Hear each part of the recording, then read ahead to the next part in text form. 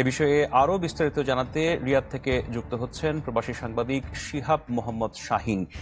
শাহিন, একটু জানাবেন নতুন যে বিধিনিষেধ আরোপ হলো, এর ফলে আসলে বাংলাদেশি হাজিরা কোনো ধরনের বা বাংলাদেশ থেকে যারা যান হজের সময়ে তারা কোনো ধরনের সমস্যায় পড়বেন কিনা? জি মিনহাজ, আপনাকে ধন্যবাদ।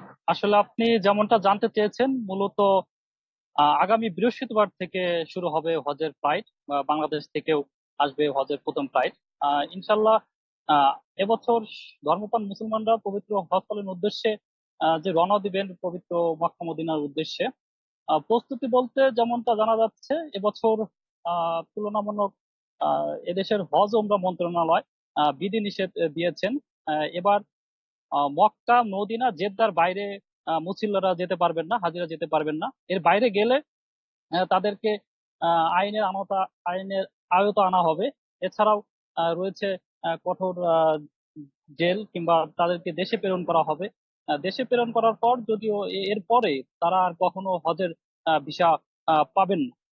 এছাড়া এবার কিন্তু আপনার প্রস্তুতি অন্যবারের তুলনায় অনেকটা আহ বেশি দেখা যাচ্ছে। পবিত্র হজ ওমরা মন্ত্রণালয় এবং এখানকার জনপ্রশাসন মন্ত্রণালয় তারা এই প্রস্তুতি নিয়েছেন।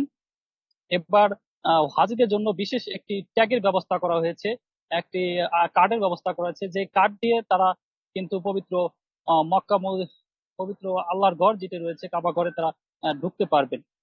এর বাইরে প্রতি বছর যেমন হাজিদের জন্য হাজিদের খেদমতের জন্য আহ, যে আপনার আহ, স্বেচ্ছাসেবী যে নিয়োগ দেওয়া হয়, এবছর প্রায় 3,500 স্বেচ্ছাসেবী নিয়োগ দেওয়া হয়েছে হাজিদের খেদমতের জন্য।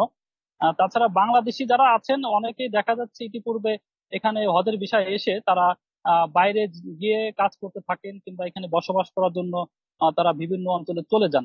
মূলত এটি আসলে আমাদের বাংলাদেশিদের জন্য একটি দৃষ্টিকটু বলা চলে। যদিও এবার বিধিনিষেধ কঠোর আকারে আরোপ করা হয়েছে সৌদি হজ ওমরা মন্ত্রণালয় থেকে।